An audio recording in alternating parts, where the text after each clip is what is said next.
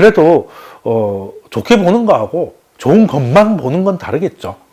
그 요즘 좀 이런저런 지표 중에서도 뭐 우울한 지표들은 여러 가지가 있겠지만 그것들이 약간 정점 좀 지나는 것 같고 약간 좀 위험할 수 있겠다는 것도 찾아봤더니 그 신용 리스크 문제인데 뭐 이거는 뭐 사진은 제가 레고랜드를 갖고 왔습니다만 지금은 업계 분위기는 레고랜드 때처럼 이제 최악은 지났어요. 그러니까 뭐 채권이 엄청 싸게 나와가지고 뭐 대기업이 높은 이자를 주고 뭐 자금을 조달한다 뭐 이래가지고 지금 그런 거 한번 해볼까 해서 나가 보면 다 팔리고 없어요. 그리고 한 달 만에 팔겠다는 사람들이 한 달 전에는 제발 팔려주십시오 였다면 지금은 뭐 약간 목이 약간 돌아가고 약간 뻣뻣해진 느낌으로 응대를 한다고 하더라고요. 한마디로 최악은 좀 지났다는 얘기죠. 최악은 지났다는 얘기인데 근데 전반적으로 봤을 때는 아직은 신용 상황이 뭐 괜찮다라고 말하기는 좀 민망합니다. 일단 재밌는 게 있어요. 미국하고 한국이 다릅니다. 미국은 일단 제가 이게 무료로 볼 수 있는 데가 없어가지고 제가 리포트를 찾아보니까 이걸 이렇게 올려주신 리포트가 있어서 가져왔는데 진짜 신용 스프레드가 뒤집어진 겁니다. 이게 내려가면 신용 스프레드가 줄어드는 거예요. 자, 여러분 아시겠죠? 신용 스프레드가 확대된다는 건 무슨 의미예요? 스프레드는 차이를 말하는 거잖아요. 뭐랑 뭐의 차이입니까?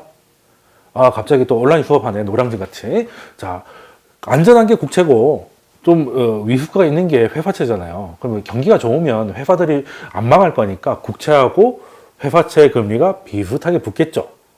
근데 경기가 나빠지면 돈들은 불안하니까 안전한 국채로만 가고 그리고 회사채는 불안하니까 잘 안 사니까 금리가 높아지죠. 그래서 금리차가 쫙 벌어질 거 아니에요.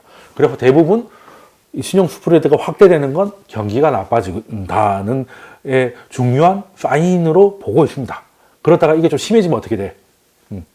좀 심해지면 실제 기업들이 5% 빌려가지고 장사하던 기업이 아무 문제가 없었는데 갑자기 신용 리스크가 확대되면서 이게 늘 하던 자금을 돌렸는데 8%로 자금을 돌려야 되는데 이 회사의 영업 이익률은 7%야. 그럼 망하는 거지. 그러면 망하면 어떻게 돼? 해고가 나오고 소비가 줄어들고 기업 매출이 줄어드니까 신용 스프레드가 더 확대되죠. 그렇게 확 데드 스파이럴을 일으키는 게 신용 리스크의 확대고 이게 이해를 하게 해줄게. 그게 이제 쭉 컨트롤 할 수 없을 정도로 빠르게 확산되는 걸 우리는 뭐라고 합니까? 신용 리스크가 부합되는 그게 뭐 경제 위기. 그러니까 그냥 경기 침체 정도가 아니고 위기 정도가 가는 거죠. 위기가 뭐예요? 위기하고 침체는 뭐가 다릅니까? 침체는 그냥 안 좋은 거야. 불경기야. 근데 불경기가 좀 심한 거. 그냥 좀 안 좋은 건 둔화. 둔화가 좀 심해지면 침체. 근데 침체하고 위기는 달라요. 위기는 뭡니까? 백약이 무효할 때. 금리를 낮추고 지랄을 해도 뭐 나아지는 게 없을 때. 그러니까 두통이 넘어와가지고 타이레놀 하나 먹으면 되겠지 했는데 먹었는데도 계속 아파요. 그럼 더 겁나죠. 씨발 어떡하지? 그게 위기야. 근데 그래서 신용 스프레드가 확대되는 건 좋을 건 하나도 없는데 다행히 미국은 줄어들고 있어요. 근데 요 밑에 내려가고 있는 건 뭡니까? 미국 장단기 금리가 뒤집어졌는데 뒤집어진 정도 벌써 7월달에 뒤집어져가지고 몇 달 됐어요 지금.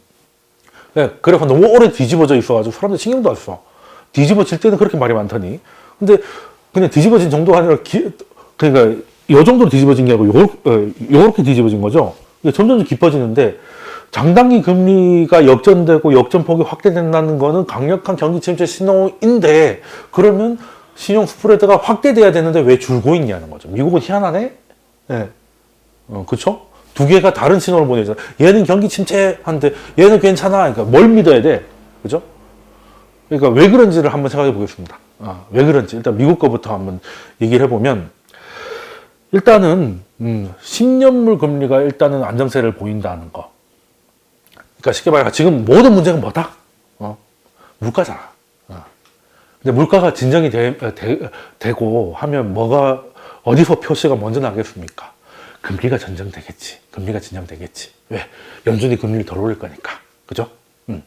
그래서 첫 번째, 최근에는 신용물 금리가 하방으로 좀 가고 있으니까 안정세 되고 있는 게 일단은 피크는 지났다. 좀 견디면 된다. 최악은 지났다는 생각에 역전폭이 넓어지고 있음에도 신용 리스크는 좀 줄어들고 있는 거예요. 그리고 두 번째, 달러가 약세로 갔잖아. 지금 105까지 떨어졌잖아요.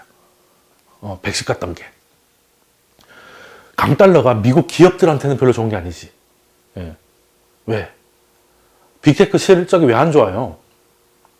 달러가 강해지니까. 그렇잖아요.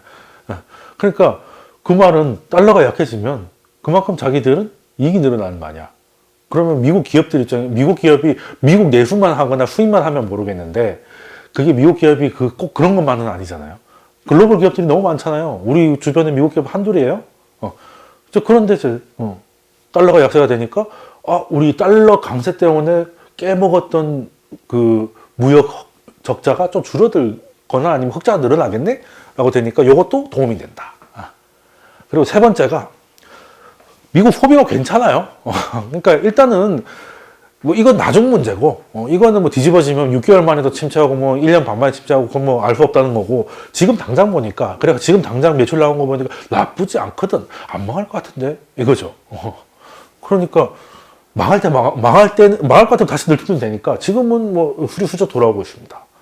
그러니까 이것만 봐도 내년 미국 경기가 그렇게 나쁠까?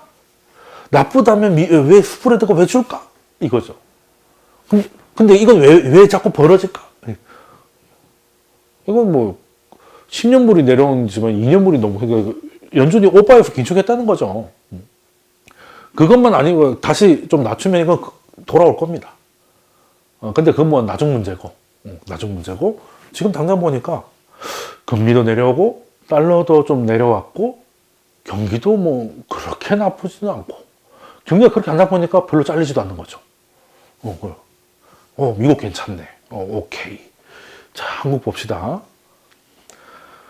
네, 미국은 내려가고 있는데 한국은 뭐 이제 아주 그냥 코로나 때보다 뭐 더해. 코로나 때 한 이 정도였거든요. 아주 그냥 작살이 났습니다. 우와, 이제 망하는 거 아니에요? 우리 좆된 거 아닙니까?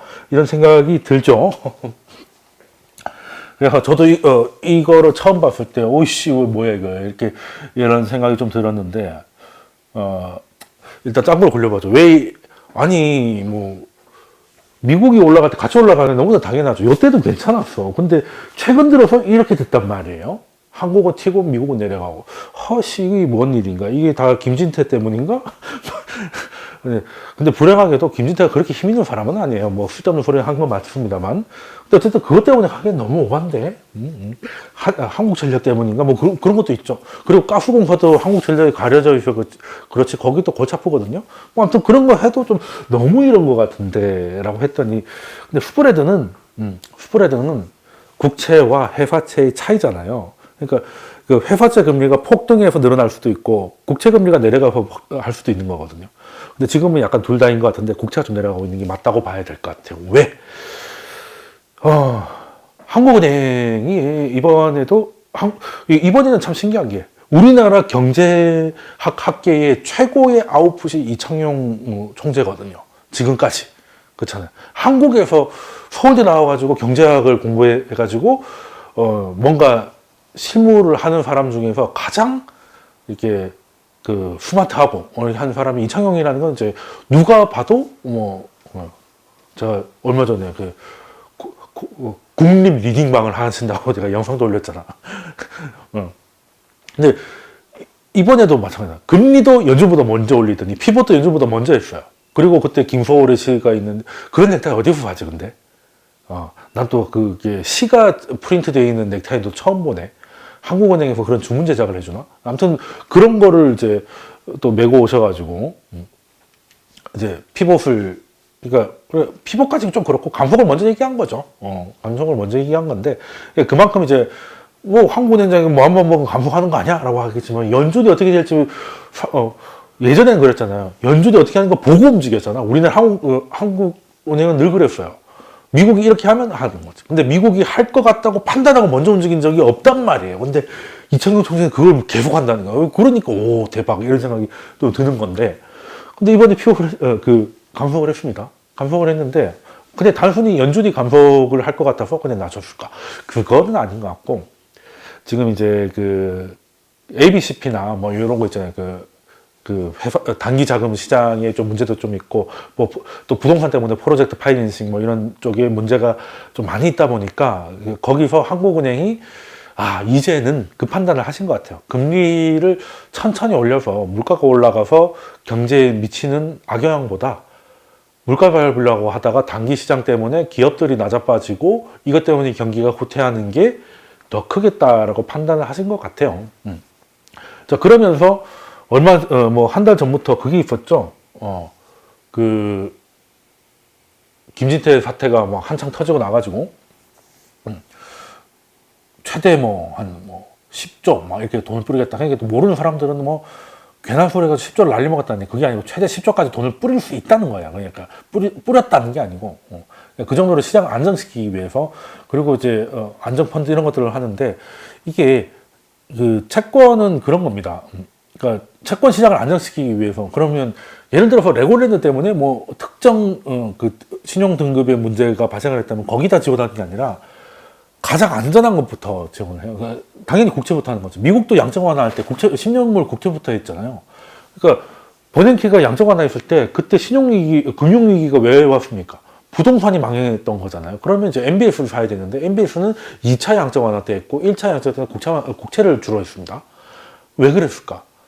국채 시장을 지원할 때는 사실 제일 급한 거는 저기 좀 위험한 회사채 신용물이잖아. 근데 그것부터 지원을 하지 않습니다.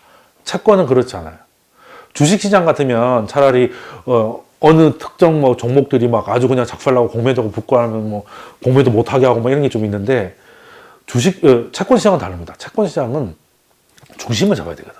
중심을 잡아야 돼. 왜? 채권 시장의 가장 중요한 역할이 뭐냐면,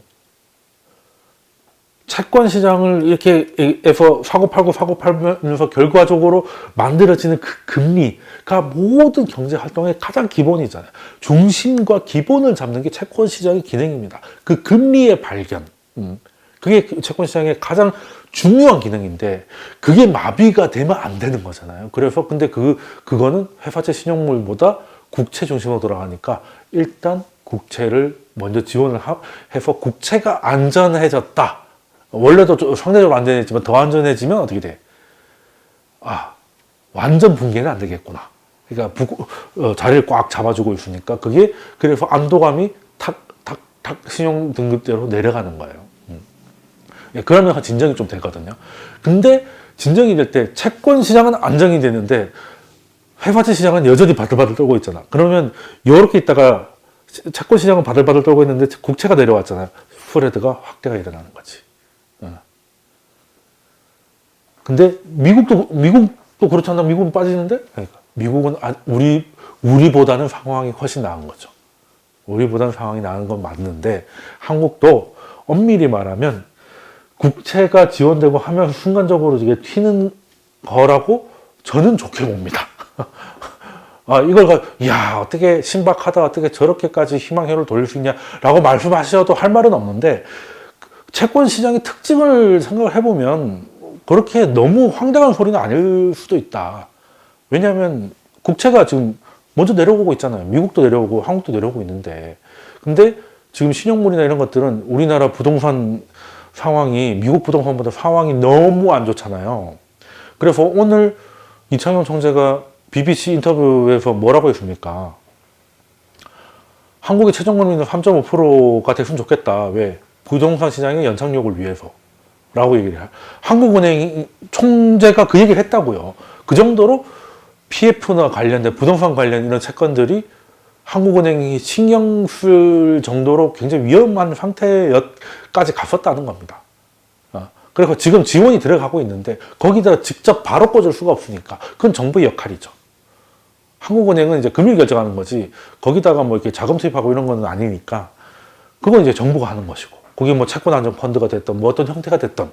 근데 그게 나올 때까지 국채는 먼저 움직였는데 얘들은 천천히 움직일 수밖에 없죠. 그러니까 순간적으로 늘어날 수밖에 없죠.